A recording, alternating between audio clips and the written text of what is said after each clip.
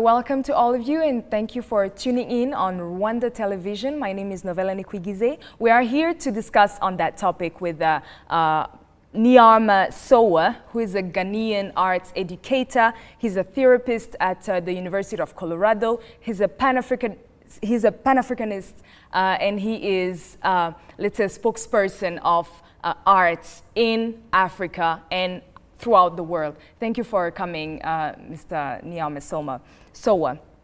So you are here in Rwanda, and it's not the first time. How do you see, what is the state of art here in the country? I'm just here to visit and meet people and to learn a little about Rwandan culture and the people. I wouldn't say I know much about Rwandan arts, but from what I've seen, especially in the area of dance, there is really tremendous beauty in the traditional dances of Rwanda and the musics that go with it. And I'm pretty impressed with that.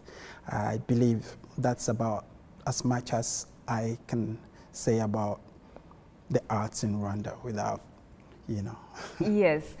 Now, you are, let's say, a Pan-Africanist. You are an arts educator. You teach dance, but you are also a motivational speaker.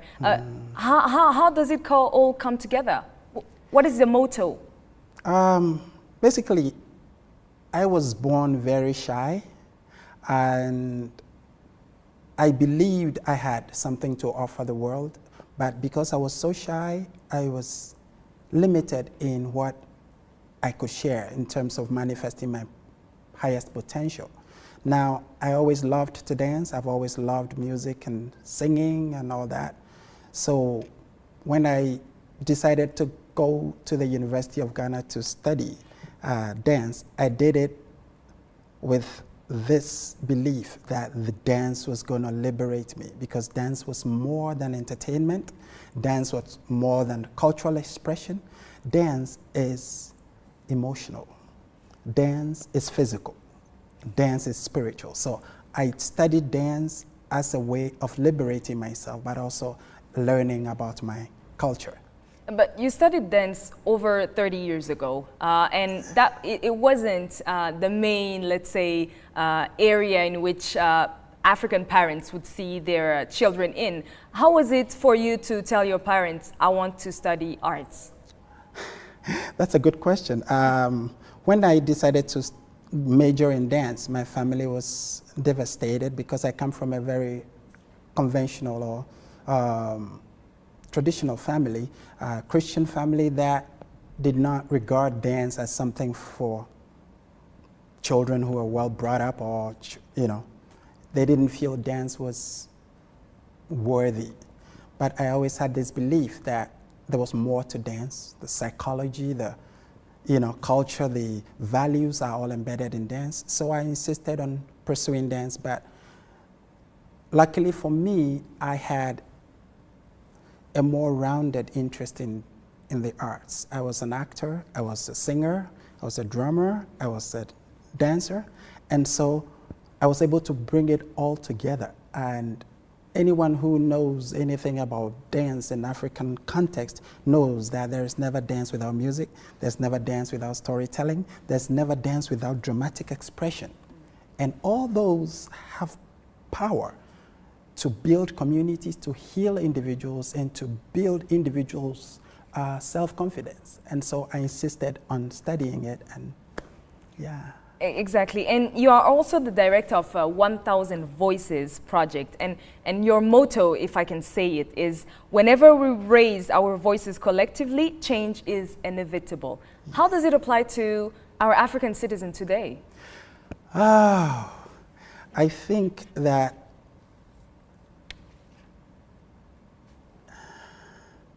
it is important as a people to know who we are, to know our roots, because as Africans, we are not a mistake. Our environment is not a mistake. Our skin color is not a mistake. Our hair is not, we are not mistakes. And for anyone who is in love with their nature, who they are, they bloom, they grow. You get more beautiful when you are in love in your own skin. And for me, development means building on who you are. I am a contemporary version of my grandfather. Anybody who knows my grandfather sees me, they're like, wow, this is Papa. Because I carry the DNA of my grandfather. I have no choice. Now, as a people, our development, our success, our peace depends on believing in who we are and building on who we are.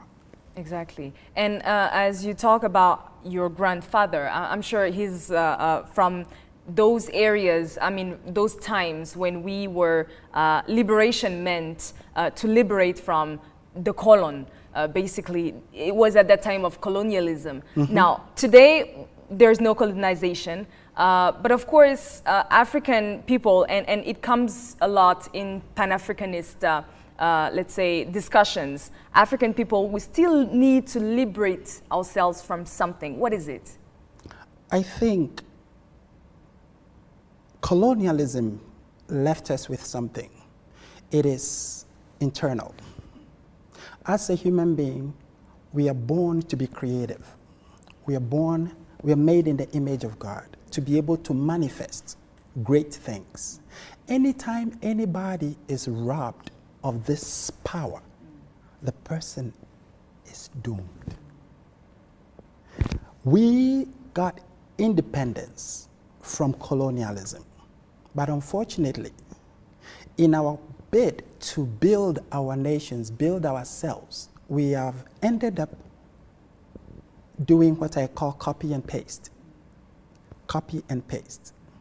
When we look at our structures, let's say our political structures, judicial structures, educational structures, when we look at our institutions of marriage, all, even fashion, architecture, you realize that we have what we call traditional and contemporary. It turns out, for the most part, what we call contemporary is borrowed. Exactly. Our tradition is stalled. It has not been developed. Mm-hmm. So I say that several hundred years ago, Europeans were wearing boots. They were wearing suits. They are still wearing suits based on the ones they wore 1,000 years ago. But unfortunately for us, when we say contemporary, sometimes it does not reflect our past. It does not reflect, for example, architecture. We live in an area of the world where we have to deal with a lot of heat. We live with mosquitoes. We live with sweat. One would think that our architecture will respond to our environment. In other words, our architecture will keep our houses cool. Our architecture will draw from our environment. Our architecture will draw from our aesthetics. I just went to Nyanza to see the King's Palace, and I was blown away. The potential for creating contemporary design is infinite as far as African cultures go. Exactly. But the question is this: what is standing in our way in terms of cultivating our nature, our hair, our skin, our foods, our medicines, our fashion? Sometimes it's difficult for us to be honest with ourselves, to say, how come it is so hot here, yet I'm wearing this? Why am I wearing this? It's very difficult for us to be honest with ourselves. Exactly. But everybody else sees us and wonder, why are these people dressed like that? Why are these people eating this? They don't produce any of this. Exactly. Now, anytime what you love, what you crave, what you value is produced by someone else, you are just market. Exactly. But I think in these last years, we have a rebirth of Africa as not just a trend, but something, I mean, a concept that needs to be there and that needs to be thought of. For example, fashion.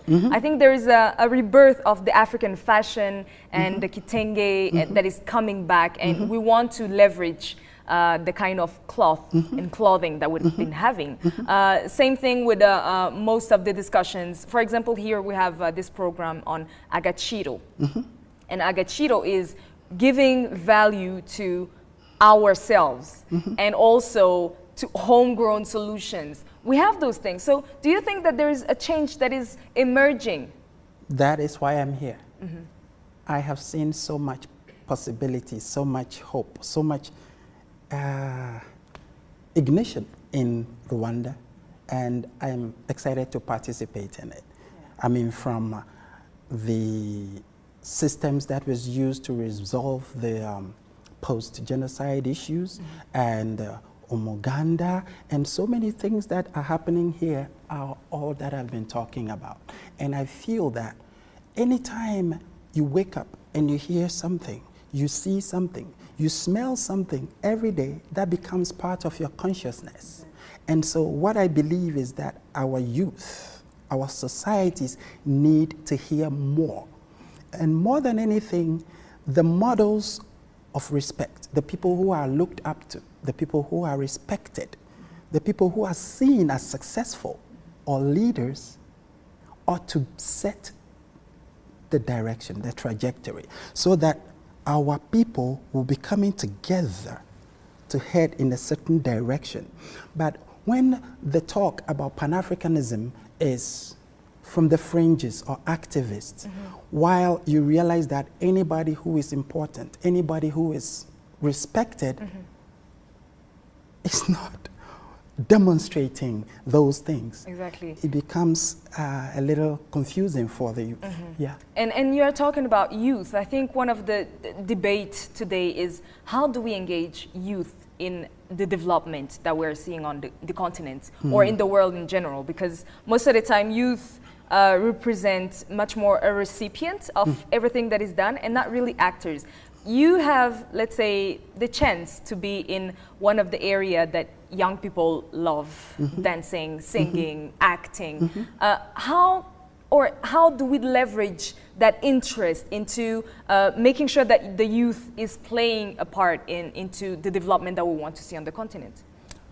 I would like to say quickly that I am not an expert, and I will not claim to have answers for all the questions or the issues, but I believe that every day we change. Every day we are transformed.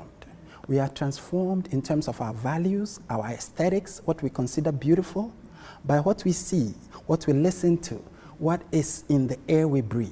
So anytime I see a young person with earphones, anytime I see a young person on watching television, I say this: what is the content of that diet?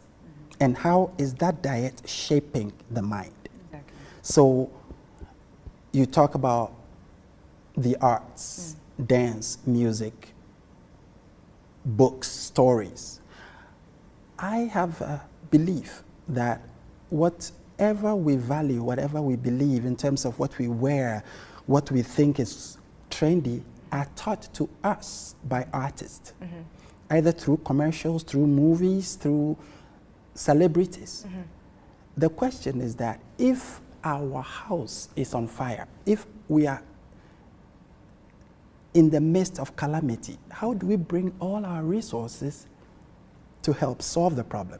And in that case, if artists have the power to shape what people believe and what people love, how can we cultivate artists consciously to be what we call conscious artists? Exactly. Yes. But now the problem is our African artists, I wouldn't want to give a share, let's say a number, but most of them are actually copying modern or contemporary or European, US artists that are out there. They clothe the same way, they are going to do the same kind of music, the same kind of dancing. So, and there are those ones that our young people look at as models because they say they are African and they are as artists, and That's what African art is about. What do you have to say to that?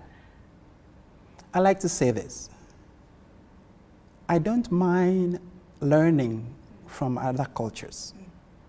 But when you get to a point where you can actually ignore your organic food, where you can ignore your beautiful melanin skin, you want to condemn it for another person's. I would be fine if what you are copying is superior. But to get to a point where you're actually trading your cow for chicken, it is questionable. What kind of person would trade a cow for a chicken? But how can we make sure that we are changing the narrative? What are the opportunities that are there to be, let's say, to be leveraged so that we change the narrative of where we're going as a continent? I have been doing a lecture called the African Artist as an Agent for Shaping the Future. And I speak with artists, I speak with producers, I speak with writers, and helping them understand the situation Africa is in. The fact that we are struggling economically, we are struggling culturally, we are struggling with our own identity, and the fact that education, formal education, does not do all the teaching, that artists are part of the teaching. So as an artist, ask yourself, what am I serving? What am I doing? And what difference does it make? I believe that we may do ourselves well to organize seminars and training programs for artists. I believe every country ought to have a very strong performing arts institution where people are trained, not in terms of telling them what to do, but opening their minds to understand the impact, the power they wield on society, so that they will be authentic artists coming from a place of strength, not of trying to be like someone else. And I think it's very important that you say that you are an artist, but also you have gone to the US very early, just after your studies in Ghana. That was back in '87. I finished my studies in '87. Yes. I taught in the University of Ghana till '94, before I went to the US. So you went to the US in '94. Yeah. And the issue that we have is that we are losing talents. A lot of African artists, young people, even more mature people, so to speak, are going to the US, to Europe, and to developed countries. And they actually are shaped there into the nationals of those countries, which can be good to adapt. However, you have stayed there and still kept that mindset of developing your continent. What triggered your interest into coming back and not doing like anyone else after all? I believe that cross-cultural interaction is very a positive thing, but it can be damaging when it's not done on equal footing. When you are interacting with someone from a position of weakness, you tend to lose yourself. So what I say is this: when you have a 6-foot tree, it may have a 1-foot root. But as a tree goes taller, its roots ought to go deeper to support it in terms of grounding it. Now, going outside of Africa can be a good thing, but I personally believe that we need to ground our people. We need to have a national agenda of restoring the African sense of pride. So that when the African goes out, he's not going from a place of weakness, but going from a place of strength and love for self. In that position, a person may learn from others without losing himself. Exactly. And you have presented, you have taught classes in dances, etc., to American and different nationalities. How do you present Africa to them? Basically, I see dance and the arts as repositories for African values. Dance, music, storytelling, painting are all they reflect our values. For example, our love for community, our respect for elders, our sense of community and the need for supporting people. So when you go to a dance circle, people, all those things reflect a certain sensibility, that of cooperation. So these are very strong principles that underscore African life. Now, I would say that these things are dissolving like the ice on the north. It's melting. The question is this: can we continue going in the same direction we are going? And in 100 years, what will be left of Africa? Exactly. I believe if we keep going in the same direction we are going, we may go extinct. But I believe, given what is going on in Rwanda and some other countries, I believe we can turn the ship around. It will be slow, but we have to be intentional. When I teach, I'm teaching about African values, African culture, African beliefs that are healthy, that I do not believe need to go extinct. And now, as we are wrapping up, maybe a last word on how to shape the narrative. We're approaching Liberation Day. What is something that we need to leverage so that we change the direction in which the continent is going? Something from art, something from, what should we use? I will use an analogy. When you find a room, you come back from work and you enter your house and your whole house is flooded. You have a few choices. You can go find mop and start mopping the water. It's not a bad thing. But you could also look for where the pipe is broken and turn it off. As a continent, we need to ask ourselves, where did we fall? For example, there's a proverb. It says, when you slip and fall, you should look at where you fall or where you're hurt. But it's also important to look at where you slipped.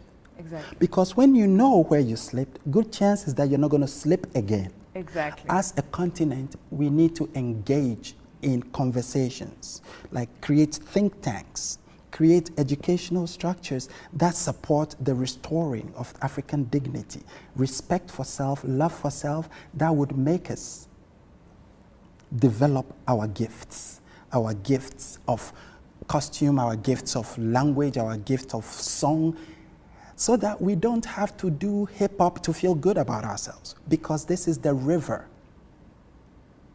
This is the river of the arts. We don't go from the river to drink from the pond.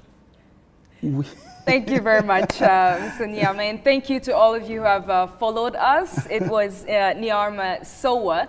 You can follow his dance classes all over the world, and most importantly, let's keep that into our minds. We need to keep our dignity and continue shaping the future of the continent. Thank you very much, and stay tuned on our programs on Rwanda television. It's Novella Nikwigize. Goodbye.